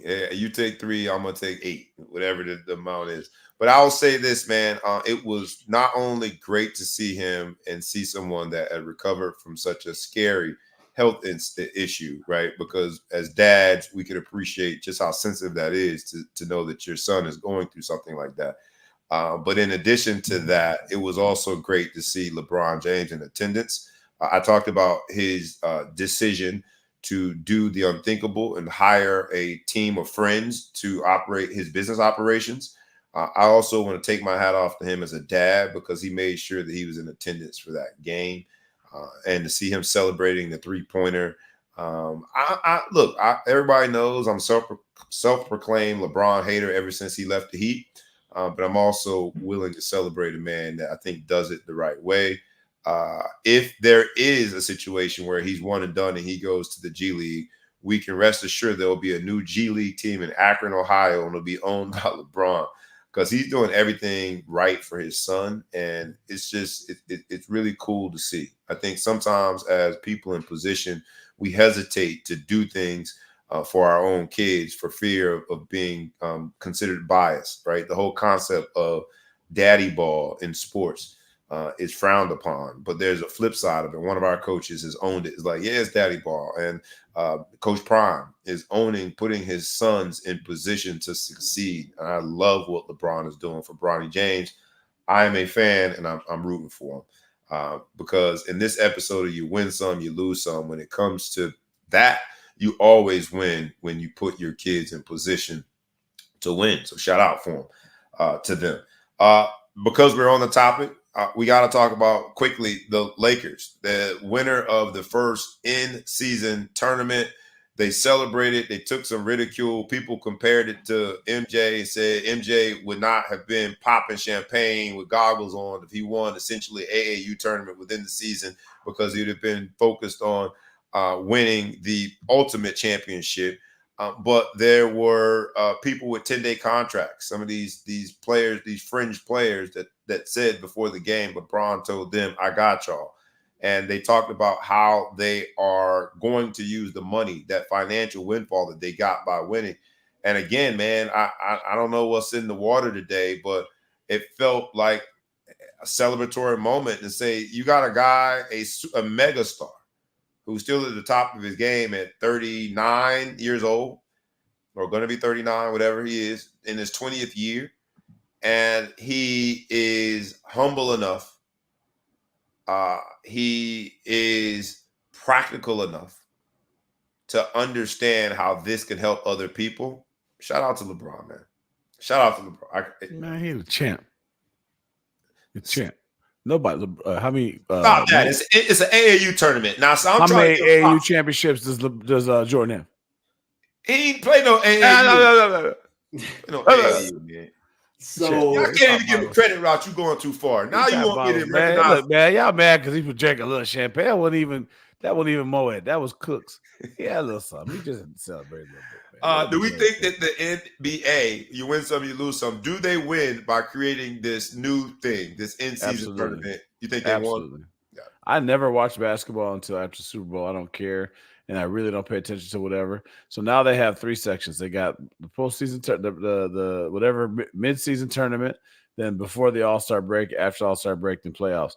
I think they did something to take this long-ass season and make some excitement out of it. You know, all the haters are going to be mad because he won or whatever. There's some noticeably absent teams that were in that. You can't believe that nobody from, the Denver wasn't part of it. You can't believe that Golden State, well, obviously we can transition to Golden State's state of affairs, but it was, hey, somebody had to win it. Why not me? I just think it's super impressive that this man, 21 years in the league, can just still get up like $500,000 to every player. Like, you would think that there's some incentive. Obviously, like even Tyrese Halliburton was talking about, I've never won anything in this league. I want to win something. So the idea is, as much as we talk about like, yeah, it was definitely a marketing ploy to get people in, more engaged in the early parts of the regular season. But to see somebody that does not need that money, that does not even really need that additional MVP trophy or fake NBA Cup trophy or any of these things, is still the one that comes in and shows up and performs outside of anybody else, right? Like, there's other people, there's other players that clearly were just like, this isn't a real thing. I'm not even going to commit to it. But this guy who's been has been the face of the league for 21 years is essentially still 100%. He's the first one. He's in there popping champagne. People are going to clown that, but he's still enjoying. He's still fully committed to the game. Like, that's crazy. 21 years, like, you're not bored by it. You're not. It's still like, it still gets his motor running, where he's like, all right, let's make it happen. That's the craziest part, regardless of how insignificant it is. And we can argue about whether they should hang the banner or not, but just to see how focused he is all throughout his career. You can't, if you put the banner, it can't be all the way up. It's got to be like on the half staff. Yeah, at the 100 level. It can't be like. That's something that you put like you put it on the like a footstool or something that you walk over. You don't hand out like a little terrible towel. You come in, everybody get a little bad. But look, man, shout out to LeBron. And I don't know what somebody put in my coffee, because I've complimented him a lot in this episode. But you love that dude. Hey, everybody played it. They just happened to win it. So, it is what it is. Everybody played in it. All 30 teams played in it. They won it. So it is what it is. Yeah. I know we're going to run soon. We got to talk about Draymond, though. Yeah, Draymond. So, all right, you talked about, he shows up and he plays. Talking about LeBron, there's someone who will not be showing up and playing indefinitely, and that's Draymond Green. So, you win some, you lose some. I think that we can argue about whether or not, Draymond wins more than he loses. I don't know what his record is in terms of fights. I just know that he's got a lot of cheap shots. He has a card. Is he the WBO champ? WBO champ. So this last one was he's never been in a fight in the NBA.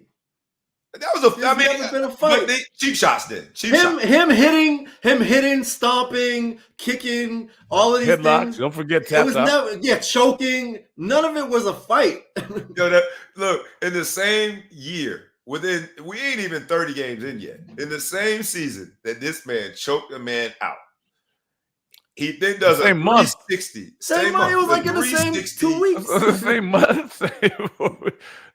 So so the player, I'll mess up his name. He's Eastern European name, so I won't even try it. But says, and I think this was, and Stephen A. Smith from ESPN said it. It's like, I think this was ultimately his nail in the coffin. Said, I'm just glad he didn't choke me. I think the man is going through something. You win something. That's what he said. He's like, and this was before the NFL doled out his punishment. Mm-hmm. He said, did I say NFL? Sorry. Before the NBA, NFL, it's hard to tell now. Hard to tell. Draymond, you think that was targeting? Right. Targeting. He got ejected for targeting. So, but before the NBA doled out his punishment, the person on the other end of this 360, whatever it was, Draymond claims that he was just trying to sell the call. Somehow, some way, he 360 and karate chopped this man on the side of his neck. It wasn't a close fist. It was kind of closed, open.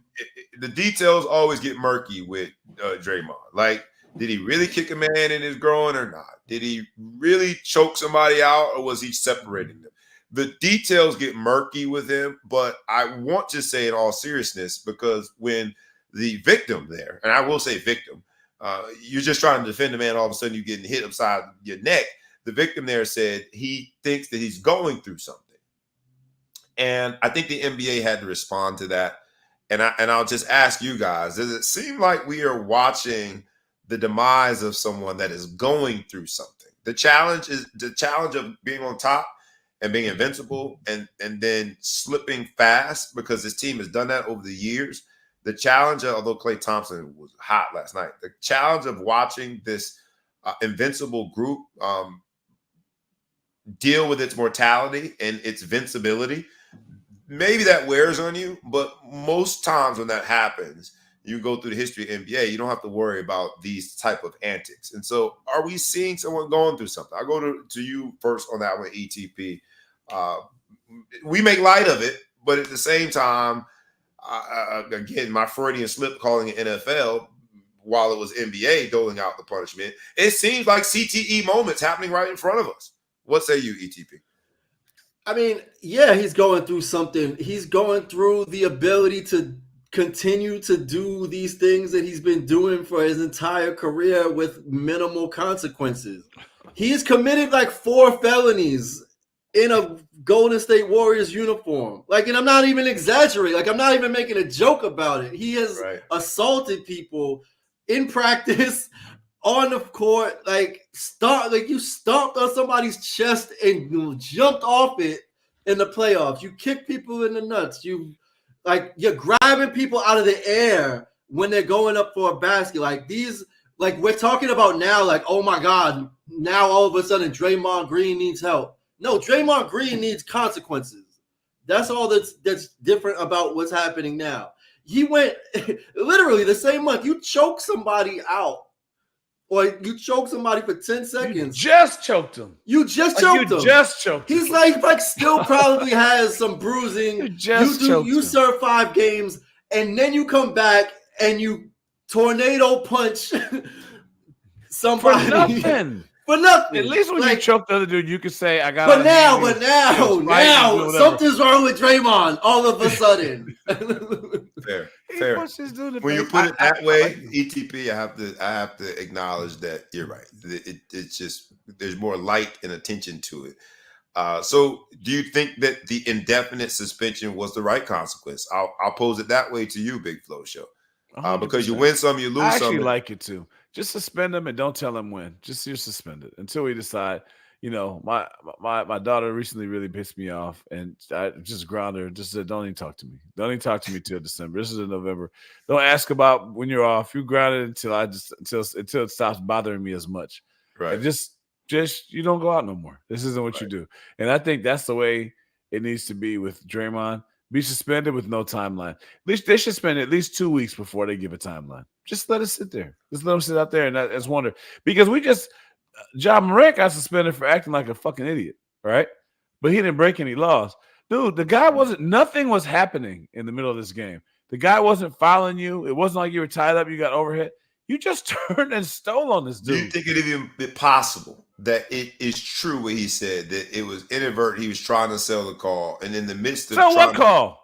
He said he was trying to sell the call. He was trying to get a foul called, and he was flopping to get the foul call. And it is possible that he inadvertently hit the man. It's possible. I'm not saying I believe it. Look here. His arm was right here, right? He didn't even hit him with this hand. He swung all the way. Skip.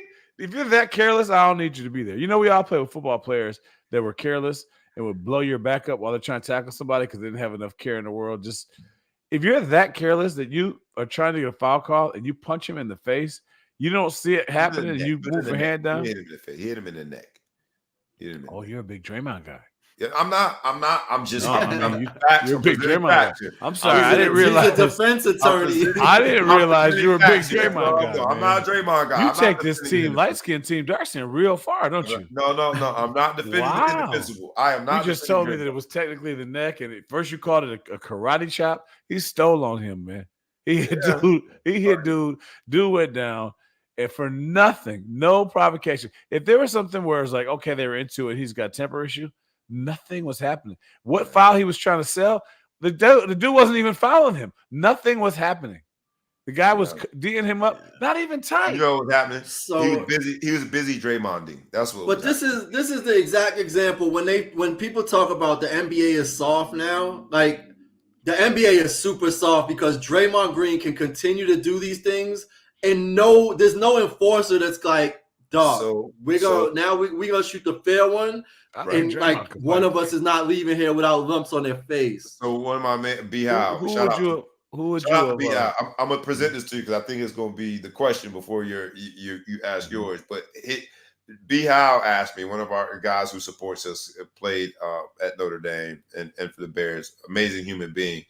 But he pointed out, he's like, we're missing the Charles Oakleys and the Vernon Maxwells and the, whoever who would have busted his ass for doing something like who would have fought him for doing something like that. And you talk about consequences and the enforcer. Does this really support that notion that because he can get away with it, because he knows that there's no NBA player on the planet that's playing right now that's going to ball up his fist and punch him in his grill, is this why he is doing this? That's a good question for the audience. Who's tougher than Draymond right now? Who in the NBA would you say could whoop Draymond? I mean, there's plenty of people that would. Anthony Edwards pretended like he was going to do it. Anthony Edwards pretended like he was going to do it and talk tough. But Draymond was not scared. Like, what you going to do about it? I'm really thinking, who's tougher than him? I mean, I could name a ton of people that would definitely give Draymond Green a reality check. Like, for instance, Giannis would make Draymond Green look ridiculous. Like, if we're talking about anybody that's really going to do anything, but everybody's a professional. Like, that's Joel Embiid seemed too soft, but he seemed like he should be able to handle the business. Joel Embiid. I mean, Steven Adams. Fair. And that's only because nothing you could do would hurt him. Nothing. He's going to laugh. You know who surprised you? I think it surprised you probably beat your ass is the Joker. I think Pat Beverly would give. He would be willing to fight, but he'll take an ass whooping. That's the only thing about Pat Beverly. I don't know, man. He's just the type of one like he's just not gonna quit. I just think you don't think not fight and would beat because I don't think he should be able to hoop and he can hoop. I think the Joker best route. Maybe we'll put that on our social media pages and ask the open-ended question.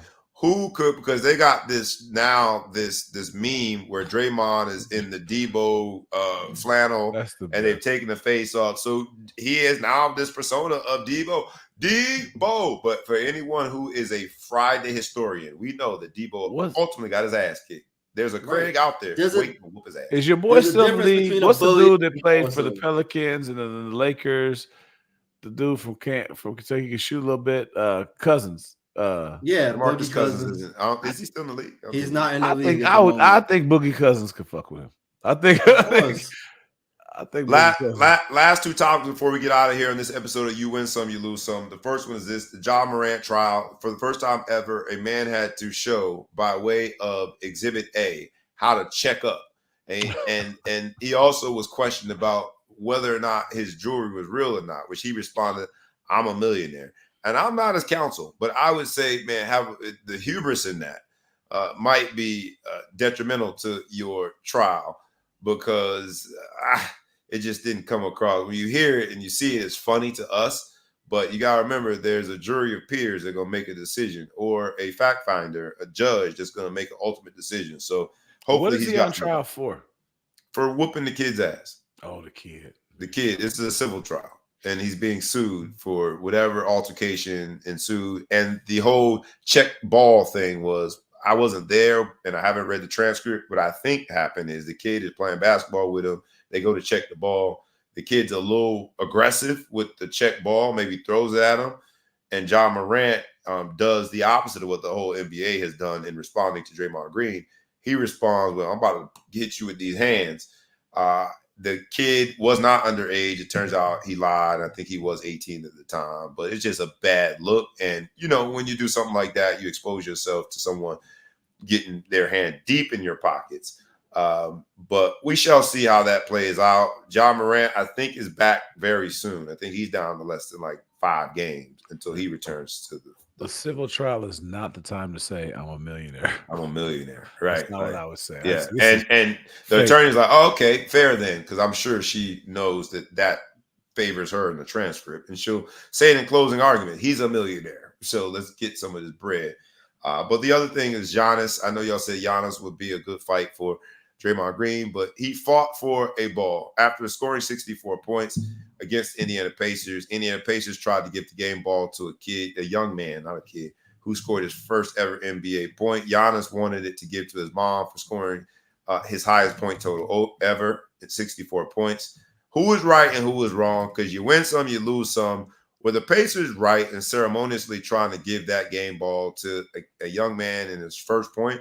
Or was Giannis right in chasing down, literally trying to chase down the game ball, which just doesn't look good when you see it, to be rewarded with the game ball for his highest point total ever. I'll start with you on this one, Big Flow Show, before we get out of here.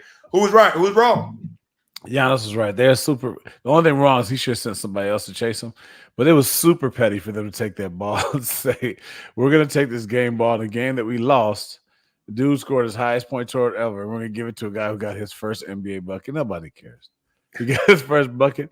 You can't even celebrate in the locker room for your first bucket when you got beat down. So, right. Giannis and I think it was a free throw with that. It should have said Draymond after that ball. Draymond. ETP, who was right, who was wrong? I could also see, man, because as a guy who has a career total of 2 NFL catches, they gave me my first catch. Now, I didn't know the last one was going to be my last catch, but I'm happy that they gave me that ball. So I get where they were coming from with that as well. I mean, ETP, who's right, who's wrong on that one? So, well, first, I didn't realize that they only used one ball for the entire game. I thought they used multiple balls, at least like one per half. But anyway, yeah, I mean, look, I think it goes to seniority. You know, obviously, if you score your first points as a rookie, but like you're a perennial All-Star, Hall of Fame, first ballot Hall of Famer, had a historic night, you get the ball. Simple as that. I don't think it has anything to do with anything else. It's unfortunate, that you would score your first points on the night that you get. Play better defense if you want that ball. How about that? You don't want to have to argue about who gets the ball scoring 64 on you. Play better defense. Fair. And that's why they were probably petty. Like, you ain't finna celebrate on our damn ball. That's our ball. Yeah, that's my ball, punk. I'm gonna take my gave him a couple $. I'm gonna take my ball and go bought home. Him a chain or something. You said it's his ball, and we're gonna go home with this ball. The kid can take the net. Do whatever you want. Give Giannis the ball. Collective ball spotlight moment. Shohei Ohtani. I always mess up his name, but just got paid. But he deferred a lot of the compensation. You win some, you lose some. While he is getting a lot of money, but it's only $2 million per year over the next 10 years, which for someone of his stature, someone of his impact on the game of baseball, that is playing basically for free, $2 million a year. And then he gets $68 million over that following set of years, I think 10 years. So you win some, you lose some. And this is our ball hawk spotlight moment. We're going to go home on this. Do you think that was a good deal structured the right way? I'm going to give it to you on this one, ETP. You seem to be most familiar with it. That's a lot of deferred compensation. What do you say? So I'll bring out the NBA M as in Masters, not National. NBA information. So the challenge with this, everybody went crazy. $700 million over 10 years. That's astronomical, but nobody said that was too much money. Now, in a basic finance concept, you talk about the net present value of money or the present value of money. So $1 in the future is not worth $1 today, right? So if you do the calculation, it probably equates to about $450 million contract, which would be $45 million over 10 years. The highest paid contract before this contract was $44 million a year, which is what Aaron Judge got for like 9 years. You're basically signing Aaron Judge and the highest paid player in Max Scherzer, who's the pitcher, for the same price, but you're getting them in two. You're getting two of the best players in baseball in one, and you're paying them essentially a little bit more than the highest paid player in baseball. So based on that, super underpaid. His jersey sales broke record in 48 hours. Standing room only in Dodger Stadium for the first game is $900 to stand in the stadium.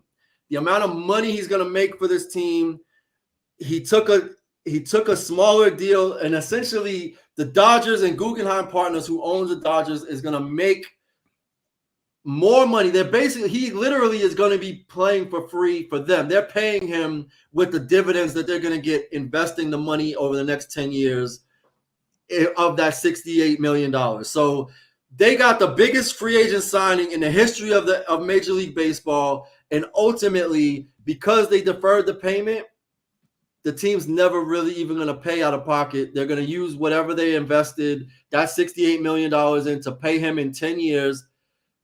And he's not getting any interest on that money until he gets the $68 million in 10 years. So good for him. It's a ton of money. And he doesn't get $68 million in 10 underpaid. years. He starts getting paid in 10 years. You got to get paid. It's a 20-year deal. The reason why he gets $68 million. He gets $2 million a year for 10 years, and then the 11th year it's the 68 for another 10. Those 10. And by that time, we're going to be looking at $68 million like pocket change. That's pocket change, right? And the reason why, boys and girls, that $1 today is worth more than $1 tomorrow is because of interest. If I have the dollar today, I can invest it. Because he is waiting 10 years to get the money that he is owed, he's going to miss out on all that potential interest that he can get from each of those dollars that he is deferring.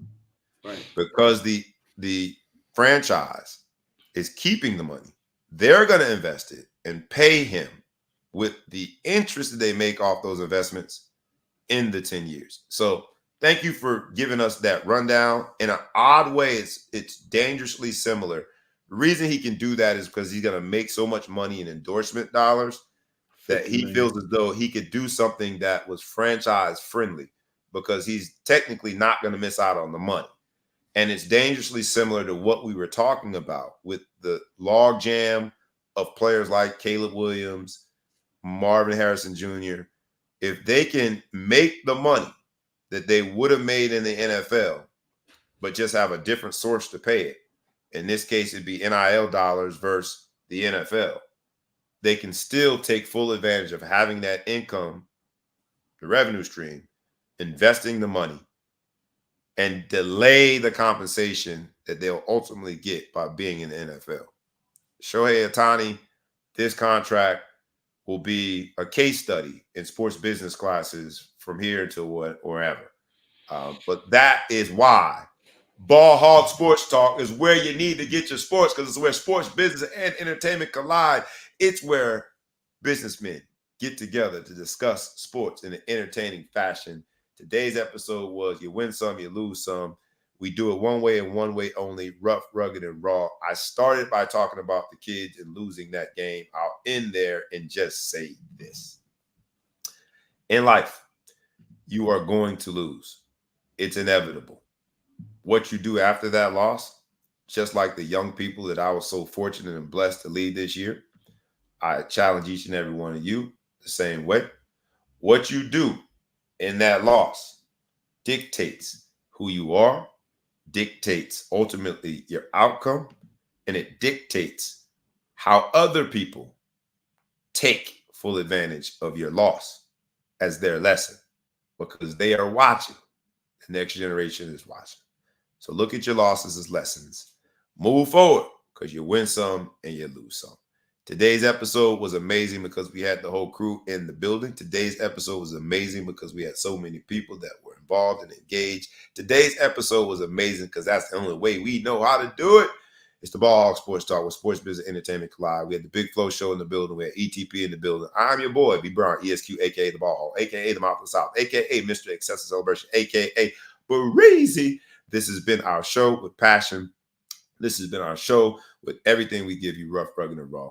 Catch us next Friday. Have a great weekend. Stay blessed. Understand, you're going to lose some. How you respond to that loss dictates ultimately your outcome.